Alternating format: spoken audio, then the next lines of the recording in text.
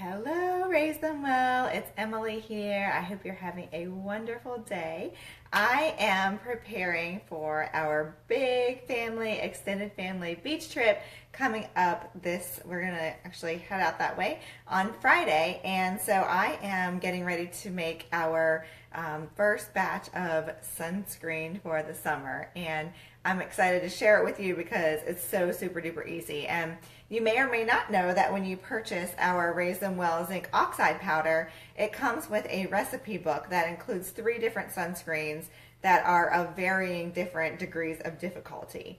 And this one is actually the most difficult, okay? So I'm going to show you just how easy it is, but this is actually the most difficult of all. So just want to throw that out there so you can, if you are like me, I am not a do-it-yourself kind of mom. Like, I tend to buy almost everything on Amazon Prime, and I'm not big into shopping because I don't really have time in this stage of life, and dragging 2 kids to the store is never fun, and I'm spending most of my time and energy raising them and trying to grow our 2 businesses and serve our customers well. So I don't have time to do it yourself, and I also don't have time to do a ton of shopping. But this is one thing that I started making myself a while back, and I want to share with you just how easy it is. So this is the whipped recipe from our recipe book, and I'm not going to do the whole thing because the second part is simply whipping up the bowl of sunscreen. It's that simple.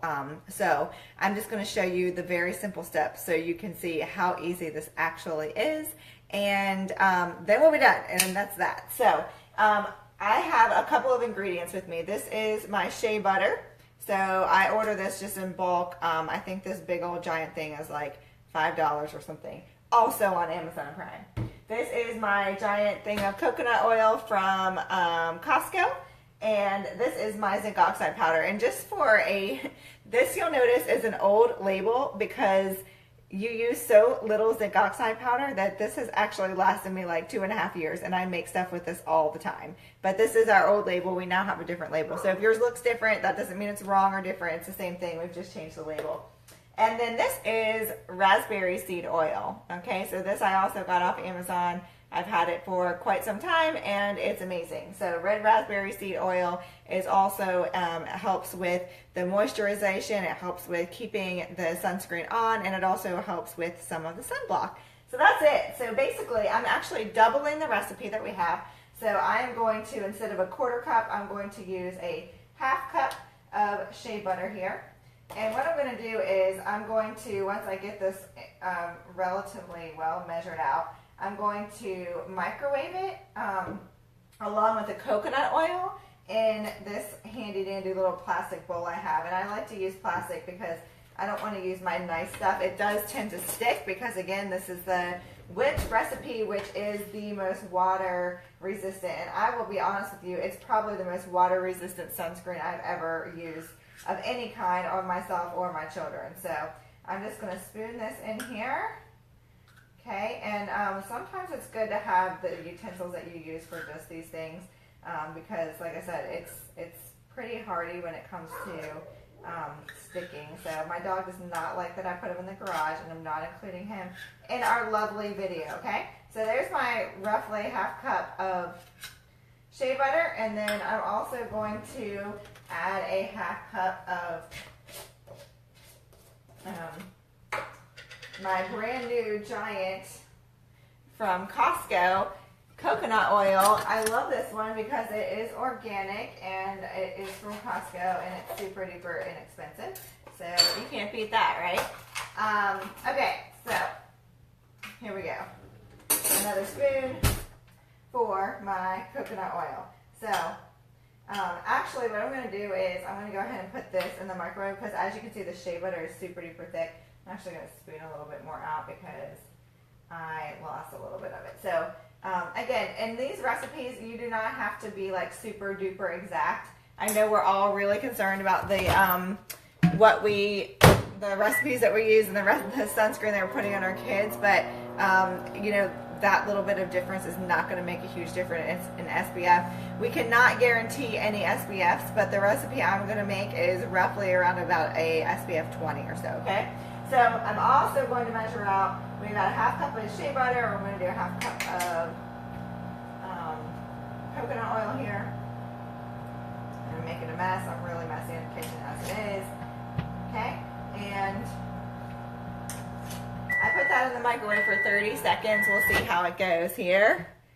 Yeah, we're going to put that in for about 30 more seconds because it needs to be nice and runny, okay? And then I'm going to use probably the rest of what I have in here, about 2 teaspoons of raspberry seed oil.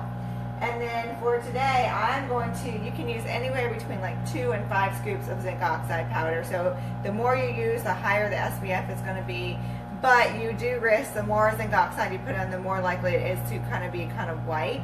So finding that balance with what, you know, works for an SPF level for what you're looking for, and also kind of rubs in nicely, which I find that this recipe rubs in beautifully. It's often a little bit white when you first apply it to the skin, but then it gets a lot, it does tend to rub in. Okay, yeah, that's nice and hot. Okay, so I'm going to go ahead and dump my coconut oil in with the shea butter, and it's already nice and melted. Okay, and then I'm just going to mix this all together, and it's all melting together. That's what we want. But we don't have to worry about mixing this one too terribly much, because what's going to happen is once we're going to refrigerate it, and then we're going to whip it. So I'm going to finish making this and show it to you. I'm going to push it down here. So we're going to make this so you can see this a little bit better. Whoop, there we go. So you can see it's just kind of melting. And then what I'm going to do is move it into my larger bowl to add the rest of the ingredients. And then I'm going to put it in the refrigerator, and you can refrigerate it for as long as you want to. And then all you're going to do is get your kitchen mixer out, and you're just going to whip it up just like you were making whipped cream or whipped anything else. That's all you're going to do. And then you can divide it into containers. One thing you do want to make sure, this does melt in the sun. So I'm going to go ahead and put in my raspberry seed oil. So what you want to do is make sure that are aware of that it's going to melt when you're in the sun. So this is just, like I said, it helps it, it's very soothing. It adds a little bit extra SPF, but it's not something that is absolutely necessary even. It's just something a little bit added that is really good for the skin. So I'm just going to, this is mixed up about as well as it needs to be. So now we're going to add our, you can see that okay? Well, now we're going to add the zinc oxide powder, okay? So people ask, why do I need to wear gloves and a mask for this? Well, you wear those things because you don't want to ingest this at all. You don't want to breathe it in, and you don't want to eat it. So, but it's getting on your skin is not going to hurt you. It's just a matter of ingestion. So what I'm going to do is I'm going to put this in here just because it's such a fine powder, which is what makes it so awesome for what we're doing.